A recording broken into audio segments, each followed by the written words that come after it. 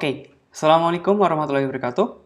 Kembali lagi dengan saya, Muhammad Nanda Jabar Ruzak, mahasiswa di 4 Teknologi Rekayasa Internet, salah satu mahasiswa KKN PPM UGM 2021 di Pulau Bawean. Pada kesempatan kali ini, saya akan coba sharing kepada Bapak Ibu maupun teman-teman semua mengenai digital marketing.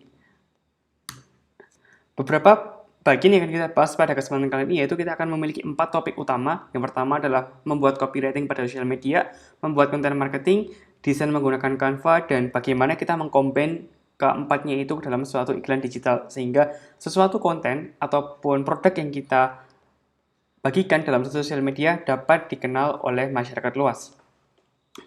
Masuk ke materi yang pertama, kita masuk ke apa itu copywriting.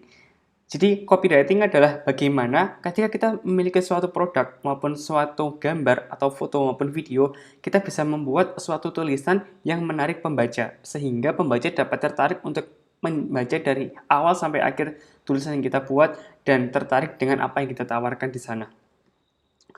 Tujuan copywriting sendiri yaitu utamanya adalah menghasilkan suatu konversi. Konversi dapat terdiri dari berbagai hal. Pertama dari membeli, mendaftar, maupun berlangganan. Jika produk kita adalah produk beli seperti makanan maupun hiasan atau karya-karya, itu kita adalah tujuannya adalah untuk membeli. Jika produk kita berupa suatu aplikasi maupun suatu kegiatan, pelatihan, itu adalah untuk mendaftar. Dan jika produknya adalah produk digital dalam bentuk aplikasi dan memang itu berlangganan, kita bisa minta pengguna untuk dia bisa melakukan langganan terhadap layanan yang kita berikan.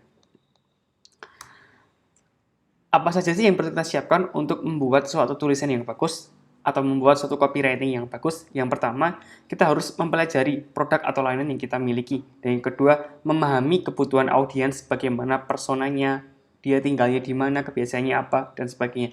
Yang ketiga, menentukan headline dan kalimat pendukung. Yang keempat, menggunakan kalimat yang jelas, singkat, tidak bertele-tele, dan bermakna. Yang kelima, akhir tulisan dengan suatu perintah. Kita akan coba bahas satu-satu dari 5 poin ini dalam beberapa menit ke depan. Tahap 1, kita harus mempelajari produk. Dalam mempelajari produk, kita bisa menggunakan teknik menjawab satu pertanyaan. Ya, pertanyaan pertama yang perlu kita jawab dengan produk. Pengetahuan dari produk kita yaitu apa sih yang unik dari produk kita, apa bedanya dengan produk kompetitor. Jika produk kita memang itu suatu produk yang notabene semua orang atau semua khalayak bisa membuatnya, kita harus mengetahui apa sih keunikan dari produk kita sehingga orang lain mau membeli. Apa bedanya produk kita dengan produk yang lain? Apa yang membuat produk kita memiliki nilai lebih sehingga orang mau beli? Maupun produk kita apa yang tidak dimiliki oleh produk kompetitor. Yang kedua, apa saja fiturnya? Fitur di sini ketika produknya dalam bentuk produk nyata atau produk real, bisa jadi ketika dia suatu makanan, apakah makanan itu hanya ada satu rasa, semisal donat, maka donatnya apakah satu rasa donat, atau dia bisa dalam satu donat itu terdapat beberapa rasa yang sehingga ketika orang beli satu donat, maka dia bisa dapat merasakan 3 atau 4 rasa sekaligus yang sangat menyatu. Ataupun ketika dalam bentuk suatu hiasan ataupun oleh-oleh, bagaimana apa saja sih yang ada dalam suatu oleh-oleh maupun kerajinan tersebut sehingga fungsionalitasnya kah, apakah keindahannya kah, atau ketika itu kita letakkan dalam suatu ruang tamu dia akan menarik dan sebagainya. Yang ketiga, manfaat yang dirasakan konsumen. Nah, apa sih ketika suatu konsumen atau pelanggan membeli produk kita, apa yang mereka rasakan manfaatnya? Apakah itu ketika makanan maka akan membuat pelanggan kenyang, ketika itu suatu oleh-oleh ataupun kerajinan itu akan meningkatkan nilai estetika atau keindahan dan banyak lagi hal yang lain. Jadi kita harus benar-benar mengetahui produk kita karena kita yang membuat produk, kita yang memiliki produk, kita harus paham betul apa saja keunikan, fiturnya dan manfaatnya. Yang kedua, kita memahami kebutuhan pelanggan. Seseorang akan membeli suatu produk biasanya pertama ketika dia ada kebutuhan maupun yang kedua karena adanya produk yang menarik sehingga orang mau mencoba. Jadi ada kebutuhan dan mencoba. Tapi yang membuat orang mau beli paling banyak adalah kebutuhan. Jadi untuk memahami kebutuhan pelanggan kita bisa menanyakan beberapa pertanyaan ini kira-kira karakteristik pengguna seperti apa sehingga kita bisa mengetahui dari orang-orang yang memiliki karakteristik maupun kebiasaan tersebut, dia sebenarnya butuhnya apa. Semisal orang yang biasanya dia pergi ke kantor jam 7 dan pulang jam 5 sore, dipastikan dia memiliki kebutuhan untuk sarapan pagi maupun dia membutuhkan transportasi untuk ke sana. Beberapa produk yang bisa kita tawarkan, entah suatu kereta untuk pergi ke kantor maupun ojek, kendaraan, becak, dan sebagainya. Kemudian yang kedua, apa yang membuat pengguna tertarik dengan produk ini? Ini berkaitan dengan keunikan produk kita. Apa sih yang ketika terdapat beberapa produk tampil dalam suatu meja ataupun suatu etalase, kira-kira apa yang membuat pengguna tertarik dengan produk kita? Dan yang ketiga adalah bagaimana pengalaman pengguna dalam menggunakan produknya. Ketika kita memiliki satu produk dan si pengguna atau pelanggan itu membeli, maka bagaimana sih pengalamannya? Misal kita jualan suatu roti, ketika roti itu dimakan enak, maka itu akan memberikan pengalaman yang menyenangkan bagi pengguna. Tetapi beda ceritanya jika pengguna setelah belanja atau pelanggan setelah belanja, dia merasakan kok rotinya tidak enak, maka ada sesuatu yang salah. Nah, di sini di poin keempat, kita bisa menggali kebutuhan pengguna. Itu sebenarnya apa sih yang mereka butuhkan ketika rotinya kita buat roti versi pertama rasanya A, B, C. Ada 3 rasa, roti kedua ada 4 rasa, dan roti ketiga ada 2 rasa. Ternyata dari ketiga jenis roti itu mana yang paling disukai oleh pengguna di situ atau pelanggan, ampun pembeli, itu adalah yang perlu kita ketahui sebenarnya apa kebutuhannya, dan kita menyesuaikan produk yang kita buat sesuai dengan kebutuhan pelanggan. Tahap ketiga yaitu membuat headline dan kalimat pendukung.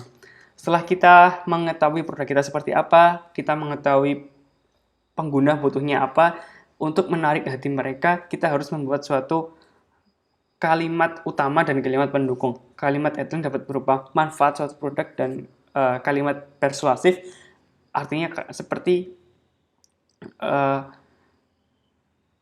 suasana sedang panas. Nanti ada kalimat-kalimat persuasif ketika suasana sedang panas atau matahari panas sekali dalam hari-hari ini. Ketika kita menggunakan suatu produk berupa minuman atau makanan yang dia menyegarkan, seperti es kelapa muda maupun es-es yang lain, ataupun kita menawarkan makanan yang dingin dan itu mengenakan dengan tubuh manusia, itu akan merasa pengguna tertarik karena pengguna merasa, oh saya juga merasakan bahwa suasana beberapa belakangan hari ini panas, dan sepertinya ketika saya mengkonsumsi produk ini, itu akan membuat saya ketika di COVID seperti ini juga sama, ketika orang merasa kurang enak badan, batuk, pilek, dan segala macam, ketika kita tawarkan suatu vitamin, maka besar kemungkinan dia akan membeli produk itu, karena mereka saling merasa membutuhkan. Nah, di sini peran kita untuk bisa mengatur bagaimana pengguna mau tertarik dengan produk kita. Dan untuk menulis suatu copywriting yang efektif atau penulisan konten yang efektif, yaitu kita harus menggunakan kalimat yang jelas, ringkas, tidak bertele-tele, berguna, sederhana, dan gas, sehingga ketika orang satu kali membaca, dia langsung tahu sebenarnya apa maksud dari kalimat ini dan apa yang harus saya lakukan setelah saya membaca kalimat ini. Nah, tahap keempat yaitu akhiri dengan perintah. Setelah kita mengetahui produknya, mengetahui kebutuhan pelanggan, dan kita sudah menulis suatu kalimat yang persuasif agar pengguna tertarik dengan produk kita, setelah dia tertarik, kita harus mengakhiri dengan suatu kalimat perintah. Ini biasanya disebut sebagai call to action atau CTA, di mana kita harus memberikan suatu perintah kepada pelanggan atau target konsumen, sehingga dia setelah tertarik, dia bisa melakukan sesuatu hal yang kita inginkan. Semisal tadi dia mau beli, mau mendaftar, maupun berlangganan. Di sini kita bisa cantumkan entah nomor web, entah website, nama websitenya, semisal tokopedia.com, _nama toko, maupun kita arahkan ke WhatsApp, sehingga kalau dia mau beli ke WhatsApp maupun ke Instagram, Facebook, dan sosial media yang lainnya, yang penting pengguna mudah untuk menjangkaunya dan kita memiliki akses ke sana. Ini sangat penting sekali, karena kita akan percuma ketika kita sudah memberikan beberapa kalimat-kalimat pendukung, itu sudah memberikan edukasi terhadap kita, tanpa kita berikan kalimat perintah di akhir, itu akan sama saja pengguna akan bingung, gimana saya bisa mendapatkan produk ini kalau tidak ada kalimat perintah. Nah, kita sudah masuk atau menyelesaikan bagian copywriting, atau bagaimana kita menuliskan suatu konten akan menarik pengguna, menarik pelanggan, konsumen, agar dia mau beli produk kita. Nah, kita masuk ke konten marketing, sehingga kita ketika membuat suatu postingan dalam sosial media, tidak hanya melulu soal iklan, tapi kita bisa membuat pengguna tertarik.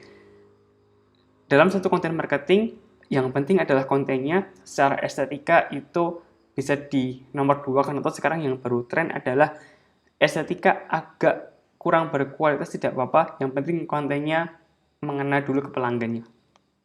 Nah, untuk membuat satu konten marketing kita harus mengetahui target market kita, target pengguna kita siapa dan personanya gimana, kebiasaan seperti apa. Contohnya di sini saya menuliskan target market persona untuk orang-orang yang akan berwisata ke Pulau Bawean adalah dia adalah orang-orang yang tinggal di masyarakat perkotaan, dia adalah suatu keluarga maupun kelompok anak-anak muda dan dia sifatnya bukan individu. Dan yang ketiga adalah anak-anak muda yang ingin berwisata. Jadi dengan 3 tipe pengguna ini maka kita bisa memberikan atau bisa memikirkan kira-kira layanan seperti apa yang bisa kita tawarkan kepada mereka agar mau pergi ke Pulau Bawean untuk berwisata dan membeli oleh-oleh dan tinggal di sana selama beberapa hari sehingga mampu meningkatkan ekonomi di sana.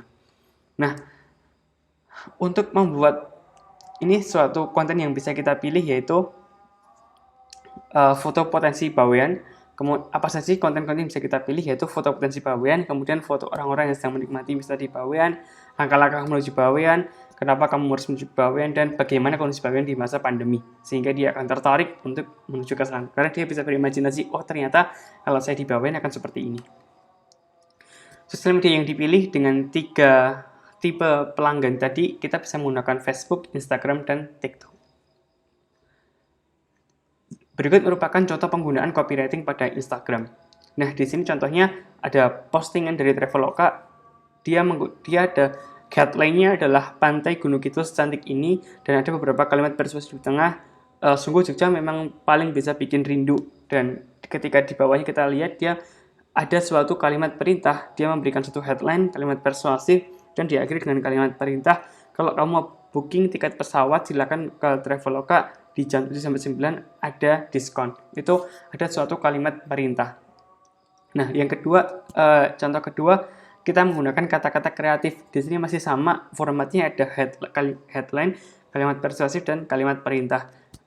Ada suatu headline yang agak panjang, hidup bergerak sangat cepat, kalau kamu tak berhenti dan lihat sebentar, kamu bisa melewatkannya. Di sini memberikan suatu, apa sih sebenarnya isi pokok dari konten ini, kemudian diberikan kalimat-kalimat persuasif bahwa kurang lebih itu adalah kutipan kalimat dari film Ferris Bueller's Day Off dan dia memberikan penjelasan lagi atas headline-nya. Kemudian di akhir dia sama memberikan kalimat mulai dari trip yang terjangkau hanya 100.000 saja untuk pergi ke sana. Jadi ini adalah suatu literatur seperti tour organizer atau orang-orang yang mengerjakan tour. Nah, di sini saya membuat suatu contoh konten video pada sosial media. Nanti kita juga akan belajar bagaimana membuat ini dan contohnya seperti ini.